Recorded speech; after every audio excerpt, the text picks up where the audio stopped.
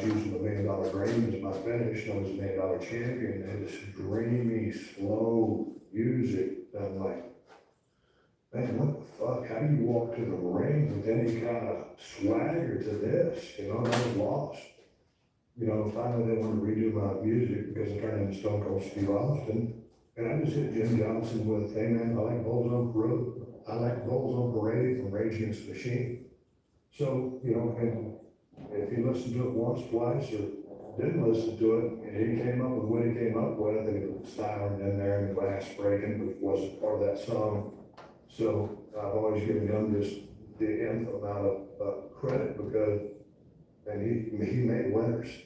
And yeah, man, that was, goddamn. If that ain't one of the best hitter songs, or top 3, I don't know what it is. Telling you. Yeah. And it's something about Jim Johnson adding the glass shattering at the start. Yeah. That just works. Well, it does, just because, but also working with my character. So you have that instant explosion. So it just, it lends itself to the pandemonium or an explosion and reacting. Because you can have that music and you ain't over, it ain't gonna do squat. But if you have something and you are over and you have that and everything works together, it works very well together. When everything was clicking and you were the guy in WWE, did you feel it? Were you able to feel that? Yes. Did you know when it started to pick up? Yeah. It was in Chicago, a spot show, their tag match. Me, Undertaker, Mark Merle, and one other guy. And they talked about changed. I'm happy we pick up the pace a little bit, and me and Taker were on the same page. I can feel a groundswell of like support from Chicago. Chicago's always been a stronghold for me, and I don't know why.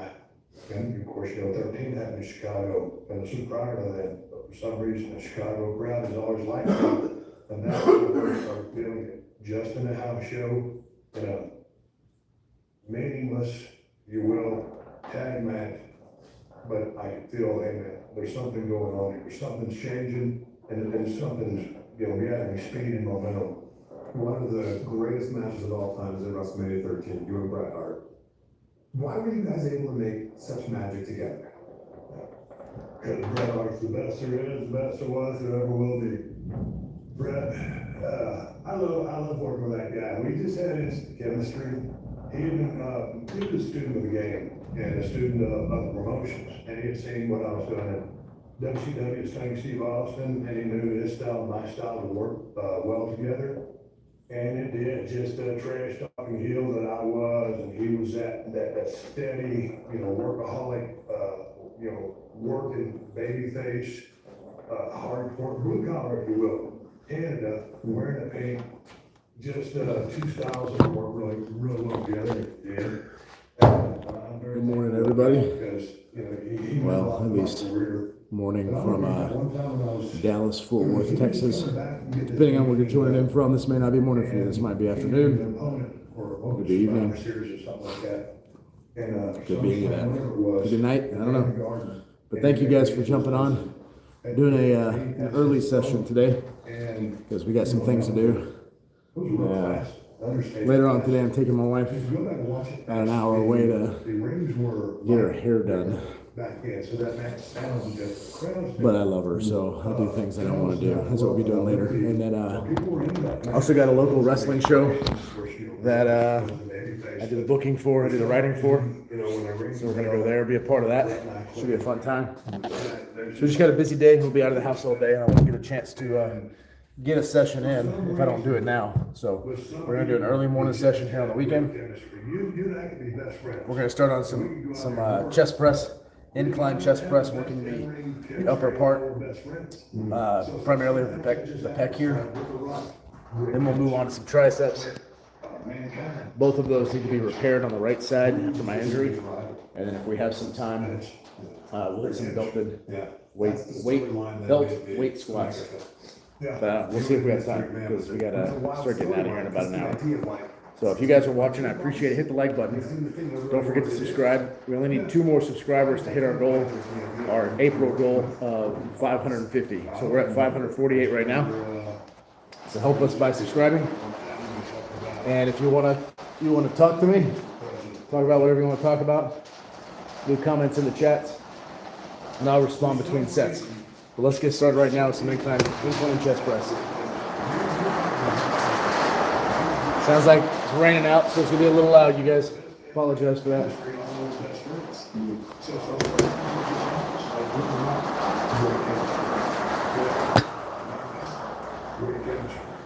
Who would you say is your greatest rival? That's great catch. Yeah, that's the storyline that made the microphone. Yeah. There's a lot of storyline. He's doing a lot to his boss. He's doing pretty much what he wanted to do. Yeah.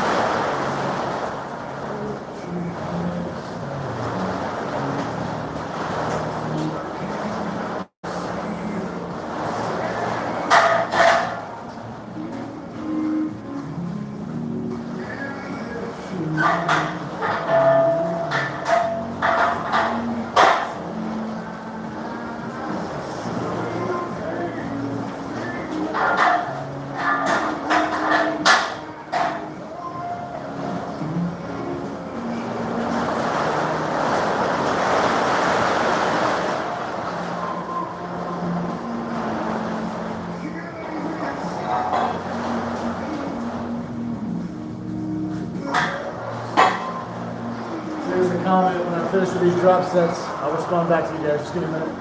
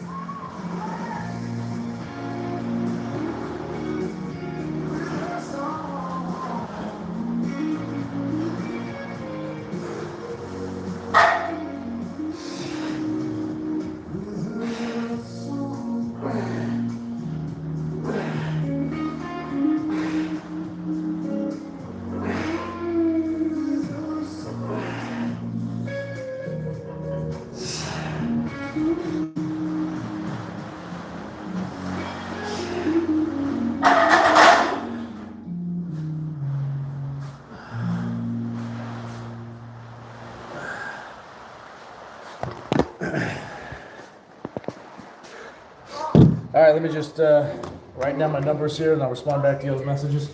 I'm going in. Noobs. Love your connection with AT&T Wireless and Home Internet, now available across the nation. All right, so we've got we got Sunny says, good morning, try to pronounce this right. Ba'iaji, good seeing you, man. Welcome back to the live, especially on Saturday. And then we got Habitual says, welcome everyone.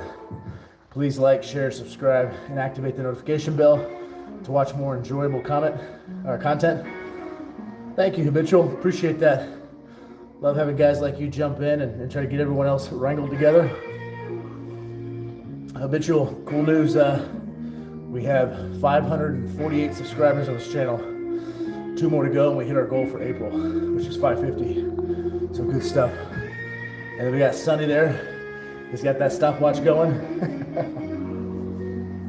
Sonny, how your goals hitting? Are you nailing them? You hitting your marks? So now what we're gonna do, just 1 more to go for 550. Nice, we got 1 more, huh? Looks like someone subscribed already. All right, now what we're gonna do is low to high band flies. So we're gonna anchor this band that I'm holding right there to a low position, and then we're going to do some band flies, kind of like raised flies, like hugging a tree from the ground and trying to pull it out. That's kind of the motion we're looking for. Sonny's getting hungry. You get hungry, Sonny, you gotta go eat some good stuff though. Don't sabotage.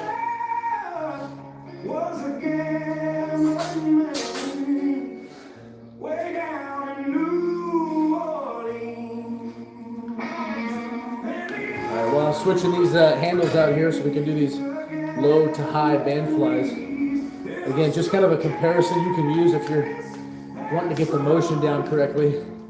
Imagine that you're walking up to a tree, and when you walk up to that tree, you're trying to grab the trunk of the tree real low at the base. Fly and pull up. Fly and pull up. That's kind of the motion we're going to be going for here to help work the upper pec. All right, let's get going.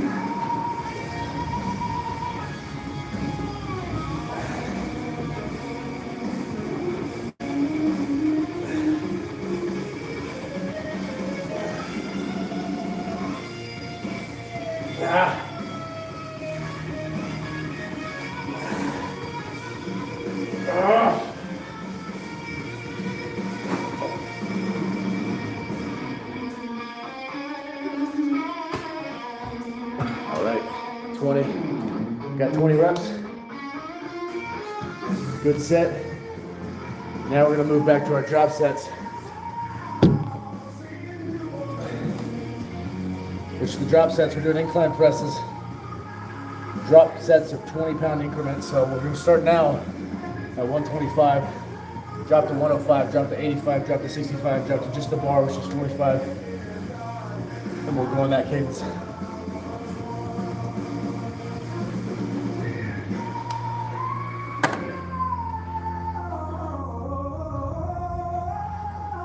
You guys may be able to hear that out there. Here in Fort Worth, Texas, got some storm out there. So it's beating on the garage door. You can hear some thunder. Sounds like it's pretty ugly out there. So if it gets a little loud in here, apologize. It's not going to make for the best audio content, but I'm doing what I can with what I got. Can't control the weather.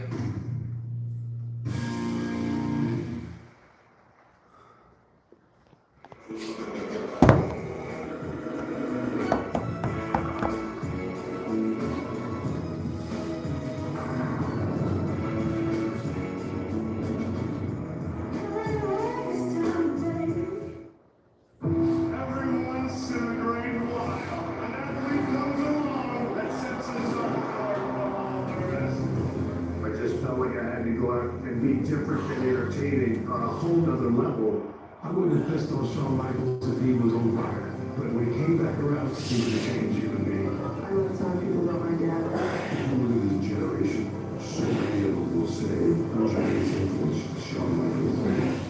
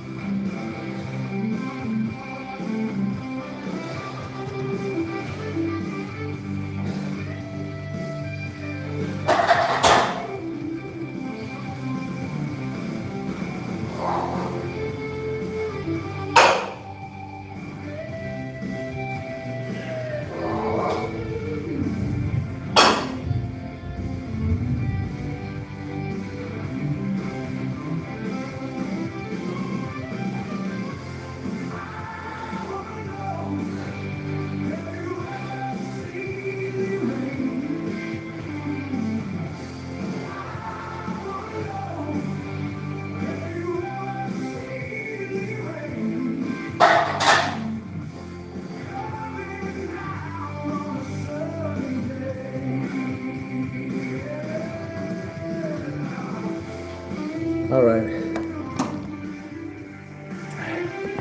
Sonny, thanks for waiting as I finished up the drop sets there.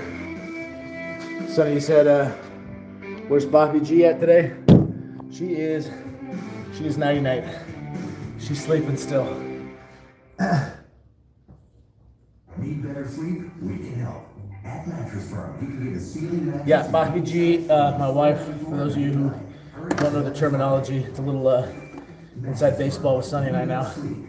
She's sleeping. She usually doesn't work out on the weekends. I'm the only crazy one in the house that just takes it too far. Then you asked if it's cold here. No, it's not. It's pretty warm. Let's see. Temperature right now is about 75. It's actually a little cooler than normal, but I think that the rain, the weather that came in overnight had something to do with that.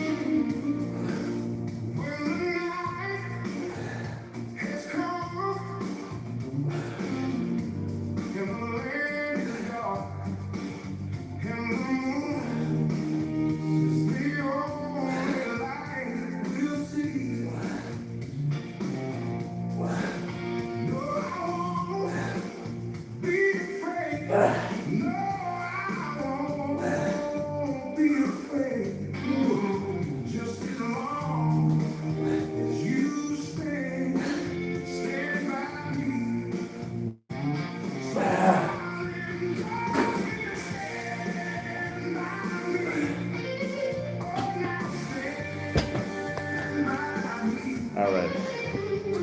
We got 17 reps, low to high band flies, which we're only using a 30-pound resistant band.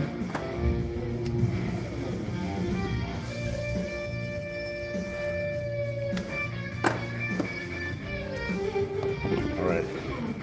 Now that the rain's quiet down, we're gonna change some of the audio we got in the background here. There's an interview I've been interested in watching. I don't know if you guys are wrestling fans or not. I've been in pro wrestling for 20-something years, with a little hiatus in there in between. But anyways, there's an interview with Stone Cold Steve Austin, who I'm sure everybody knows the name at least. I've been wanting to watch this one and started watching it.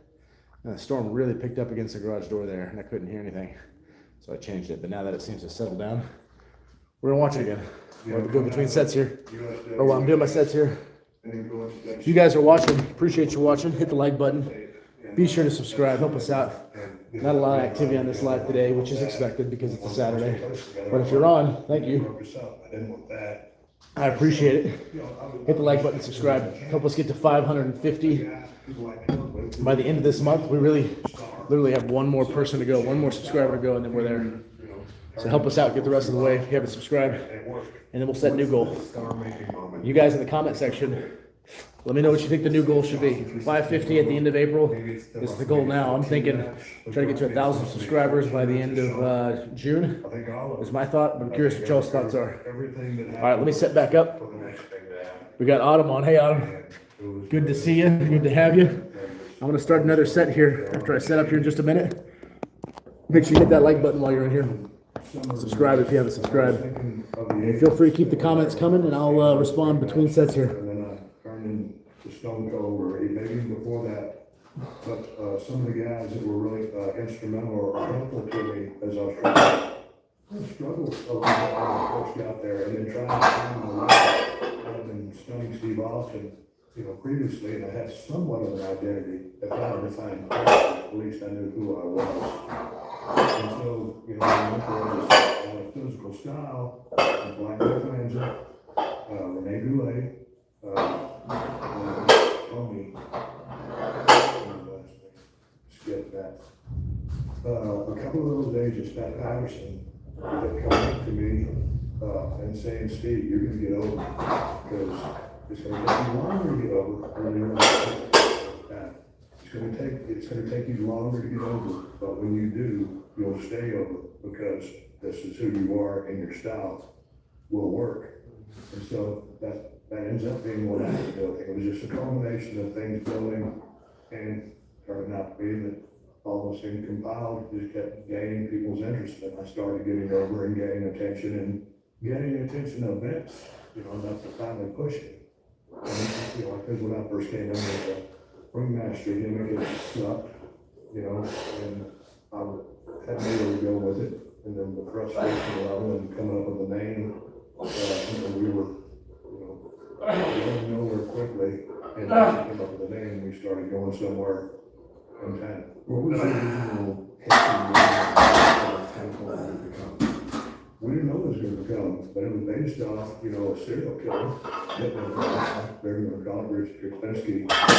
And then, you know, I was working heel and hadn't put all the pieces together yet. It was something that I did all the time, grow to go TDM. You know, Vince wanted me to change my look. I came into the company, I had long straggly hair, so I gave myself the Bruce Willis buzz cut for Pulp Fiction. And then one night when I was driving with Goldust, Dustin Rhodes, one of my favorite opponents, had a good friend. And we were gonna work Bell Arena that night in Pittsburgh. And so I shaved my head because I'm in that bro's haircut, my blonde hair, and you can even see it anyway. Didn't have to go see it, but much of the way. And then I got the bill and I said, you know what you do that for? Fucking difference does it make? Hey, go nowhere. You know, it's something to do. So then I started going goatee, and then, you know, other things, you know, it's like a process.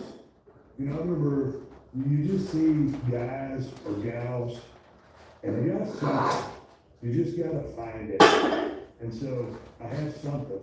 I just had to find it, and it just took. I guess I was in the business 7 years before I got to WWE, and then it took me that long to find it. I found pieces of it along the way, enough to get me to a certain level, but to find the top level, it's just. I think it's love. It's studying, and it's just taking chances. How much did your theme song have to do with you getting over? It's one of the best theme songs of all time. Oh, absolutely. You know, and I remember, you know, when I was down in WCW, I had a pretty decent entrance song. It's pretty rocking. As things Steve was. And then when I came to WWE, as I was using the brain as my finish, and I was $1 million champion, they just dreamy, slow music. And I'm like, fuck, how do you walk to the ring with any kind of swagger to this? You know, I was lost. You know, finally they want to redo my music because I turned into Stone Cold Steve Austin. And I just hit Jim Johnson with a thing, and I like Bulls on Parade. I like Bulls on Parade from Rage Against the Machine. So, you know, if he listened to it once, twice, or didn't listen to it, he came up with what he came up with, and it was style and the wax breaking, which wasn't part of that song. So I've always given him a lot of credit because, and he made winners. And yeah, man, that was, if that ain't one of the best ever songs, top 4, I don't know what it is. Found it. Yeah. And it's funny about Jim Johnson adding the glass shatter at the start. Yeah. It just works. Well, it does, just because, but it also working with my character. So you have that instant explosion, so it just, it lends itself to the pandemonium or an explosion in reaction. Because again, you can have that music and you ain't over. But if you have something and you are over and you have that and everything works together, yeah, it works very well. All right. When everything was. So we got Autumn coming into the live. Autumn, Did you feel it? I don't know if you stuck around for that whole drop set, but thank you for jumping on. Appreciate it. You said you hit the like button. Thank you for that. Certainly helps drive more viewers to our content. And every time I got their rings changed, happened, pick up the pace of them.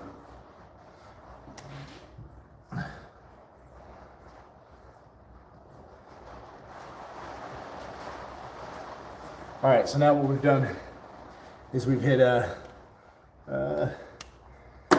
3 sets of incline bench press, starting at 125 pounds, drop setting 20 pounds until we get all the way down to just the bar. We've hit 2 sets of low to high band flies. We're going to continue doing the low to high band flies. However, we're not going to lift with both sides of the chest. Just gonna lift with one side. Reason being, I'm still feeling, not feeling, I am feeling, but I still am experiencing atrophy as a result of my neck injury and that nerve being crushed at the root. And so that portion of my chest has lost size significantly compared to the left side, the healthy side. And so I want to just work the right side, try to build it up and get it back on, back in symmetry with the healthy side of the chest. So we're gonna keep that going. You guys feel free to, again, hit the like button, subscribe, help us get to 550 subscribers by the end of this month. And then feel free to keep the comments coming. We'll respond between sets. Me and Ted were on the same page, and it just, I can feel a groundswell of like support from Chicago. Chicago's like one strong vote for me, and I don't know why. And of course, 13 happened in Chicago, and this was prior to them. For some reason, the Chicago crowd has always liked me, and that's when I first started feeling it. Just in a house show, in a meaningless, if you will, tag match, but I can feel there's something going on there. Something's changing, and something's gathering speed and momentum. One of the greatest matches of all time is at WrestleMania 13, you and Bret Hart. Why were you guys able to make such magic together? Because Bret Hart's the best there is, the best there was, there ever will be. Bret, I love working with that guy. We just had his chemistry. He was a student of the game and a student of promotions. And he had seen what I was doing. WCW, Steve Austin, and he knew his style and my style would work well together. And it did. Just trash talking heel that I was. And he was that steady, workaholic, working babyface, hardcore, blue collar, if you will. Canada, wearing a pink, just two styles that we work real well together. And I'm very thankful for that guy because, he meant a lot to my career. And I'll never forget that one time when he was just coming back from getting his knee cleaned up. And he needed an opponent for Survivor Series or something like that. And SummerSlam, whatever it was, and they're in the garden. And he picked me as his opponent. And, that was it was a real classic, understated classic. And if you go back and watch that match, the rings were mic'd differently back then, so that match sounds different, crowd's different. And I was not the level that I would be, but people were into that match, and I had some mixed reactions. Of course, Bret was the babyface, but for some reason, when they ring the bell, Bret and I click in the ring. And there's just mutual respect, and for some reason, with some people, you just have great chemistry. You and I could be best friends, and we could go out there and work, but we might not have the best in-ring chemistry, although we're best friends. So sometimes that just happens, like with The Rock, great chemistry. With Mankind, great chemistry. Who would you say is your biggest rival?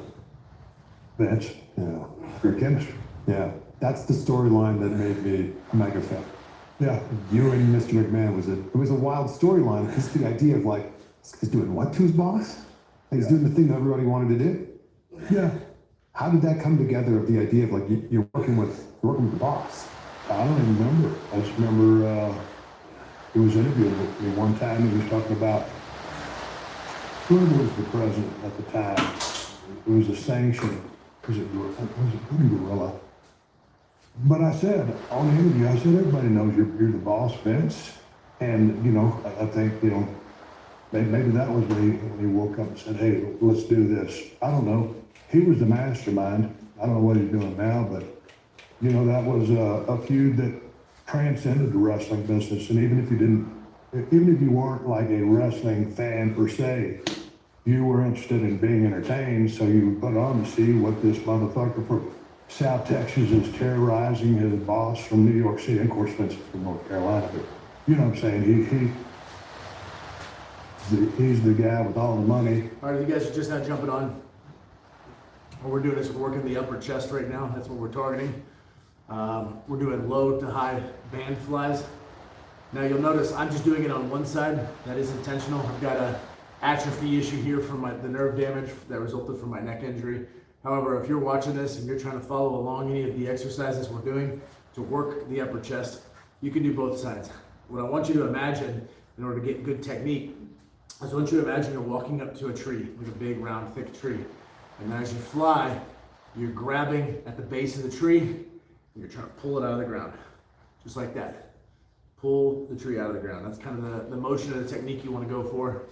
And you want to try to concentrate on mind-muscle connection up here near the clavicle for the upper chest. Let's do another set. And here's this guy that he's trying to give a hard time to and make everything hard for him. And, you know, he's outsmarting him and he's kicking his ass. And, you know, at some point in anybody's life, they'd like to punch their boss in the mouth. And, you know, when it was time for me to get mine in, I did. When it was time for Vince to get that heat back, he did, to keep furthering the storyline. So it just, you know, a master at creating a storyline and feuding with him as long as we did. And really, it never became boring. Were you ever surprised that Vince was willing to do what he would do in the ring? Like he went for it, always. Yeah, I've always said that Vince will go to any length to further any angle. And obviously, you know, considering him himself, you know, he wants to be, you know, the leader of the pack, the king of the mountain. So, you know, he'll do anything, and, you know, sacrificing himself is part of it. And I loved it. And we were the perfect rival. Did you have like a mindset you would take in every match, or like a general just overview of like the way that you approached wrestling? I mean, matches and promos? Not really promos, but with a match, it's like, you know, and I hate to be on a loop, but I have said this before. It's like when a glass breaks, you know, like people say, oh yeah, I'm gonna go back and get into character. Hey, I didn't have to get into character. That's who I was as a competitor. Like on a football field, that was my attitude. You know, I'm gonna knock your ass off, you know, because that's what you do in football. You hit. Are you guys watching? We're gonna do one more set of. You got, so you're gonna go wrestle. We're gonna do one more set of low to high band flies. Again, I'm only gonna be working on the right side so I can target my atrophy issue that resulted from my neck injury. But if you're doing this, feel free to fly with both sides. And again, imagine you're walking up to a tree, a big thick tree, grabbing at the base and trying to rip it out of the ground. That's kind of the motion we're going for. I'm gonna hit my last set here, and then we're gonna move on to straight bar cable push downs. We're gonna wrestle with it, everything you got. And so to me, it's like when that glass broke, it's like, fuck you. Here it is. I'm gonna beat somebody's ass. Of course, we know it's a work. I'm just saying, yeah, that's the mindset that was Stone Cold Steve Austin. I used to always like when people would go back and, you know, do push-ups or use their rubber bands and get pumped up for a match. And fucking Jake the Snake Roberts. Snake would be laying on the trash can in the bag. He'd be over there smoking a cigarette, getting ready. And his music, he'd crush out a cigarette and walk to the ring, and Jake was money. I love watching Jake work. I love listening to the promos. For me, instantaneous. You'll be having the worst day of your life, dragged down on the road, things ain't going on good at the house.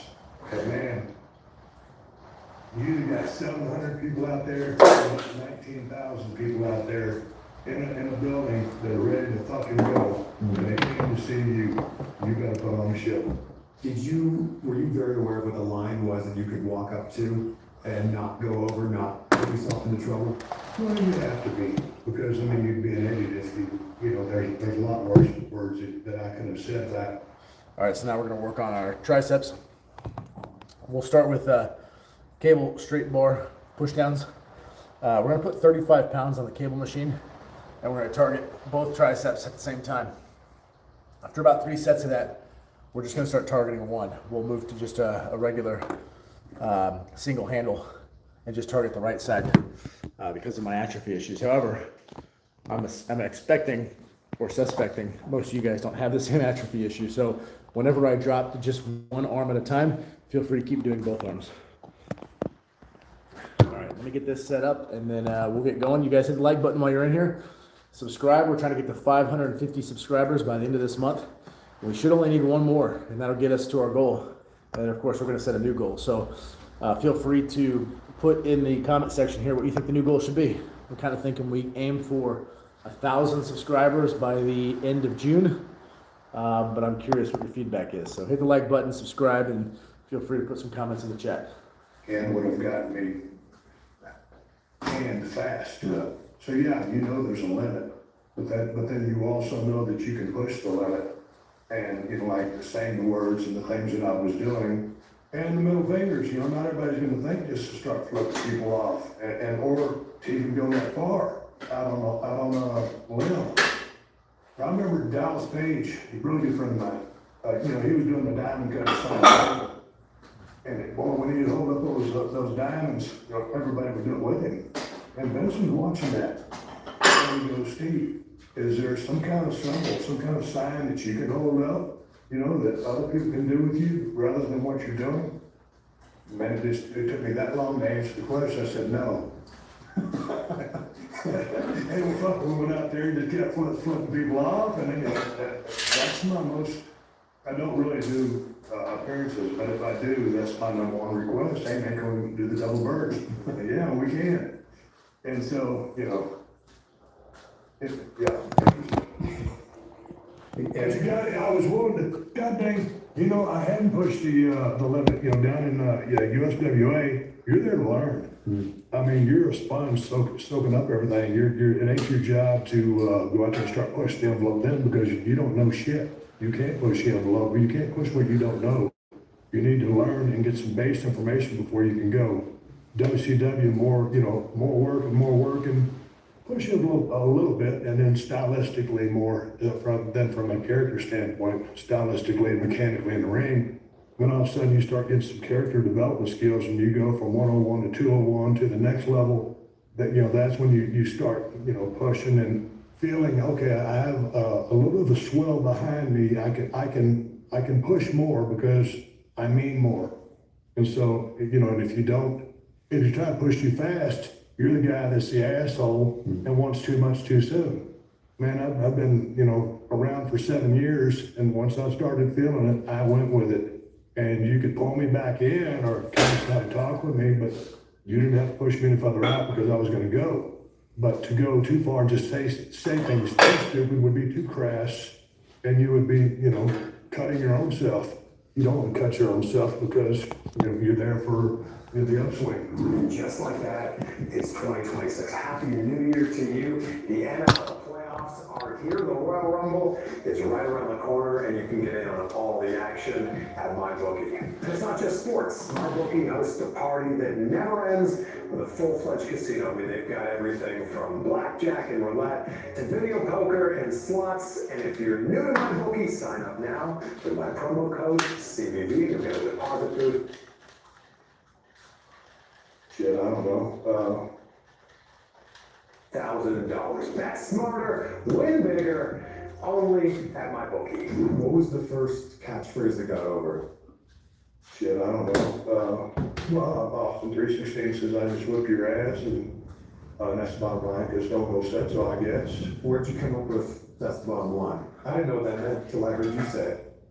Shit, man. If you watch some of the old promos I did in WCW, I said bottom line every now and then, but just as a thing that I would say every now and then. And then when we did that promo at King of the Ring, you know, I went out there and Mark Merrow, he did that fancy damn flip and kicked me in the mouth, and they took me to the hospital, and I got 14 stitches. I was still in my ring gear, and I came back, and as soon as I get out of the ambulance, there's Doc Hendricks. He goes, hey man, just want to let you know, while you were gone, you know, Jake is who I was going to face in the final. Jake Roberts said, "What did your promo on you?" I said, "Well, what did he say?" And he said something about religion or, you know, needing God's help to be, you know, out of that. You know, I just went off to 316 because back in the day they had hold the John 316 signs in the end zone that were kept kicking the point after the touchdown. Immediately, exploded to my mind to say that.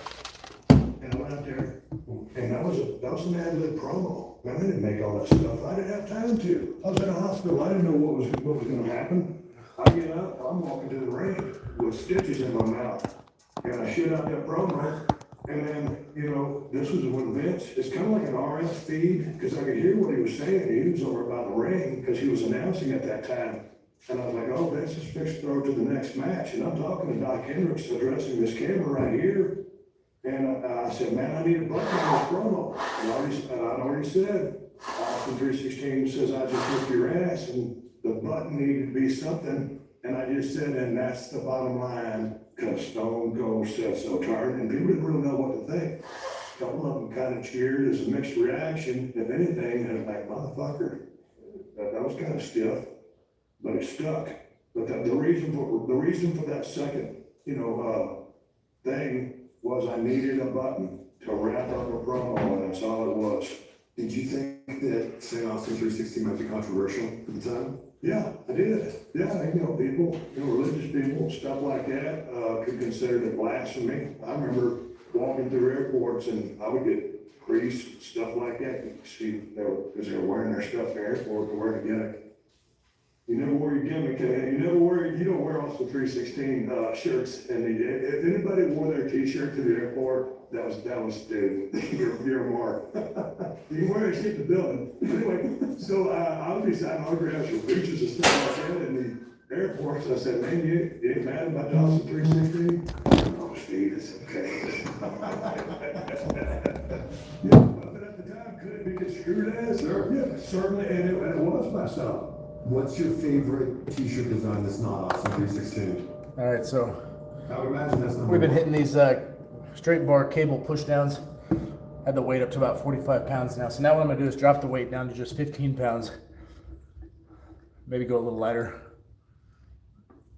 I think I'm gonna do a drop set on just one arm, which is the atrophied tricep that resulted from my injury and the nerve being compressed, what shut off contraction to the muscles. So I'm just gonna work on the right side. I'm gonna change out the straight bar. I'm gonna put on just a single handle by itself. I'm gonna put 15 pounds on the cable machine with increments of 5. That way I can hit 15, rip off 1, hit 10, rip off another, hit 5.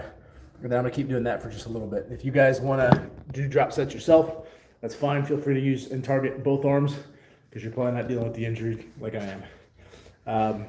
While you're on, hit the like button. Don't forget to subscribe. Help us get to 550 by the end of this month. And then put it whatever you want in the comment section, and I'll chat between sets here. Well, yeah, it is because when Jimmy Miranda was doing he was the guy that pushed all the merch and didn't want to come out with any shirts for me.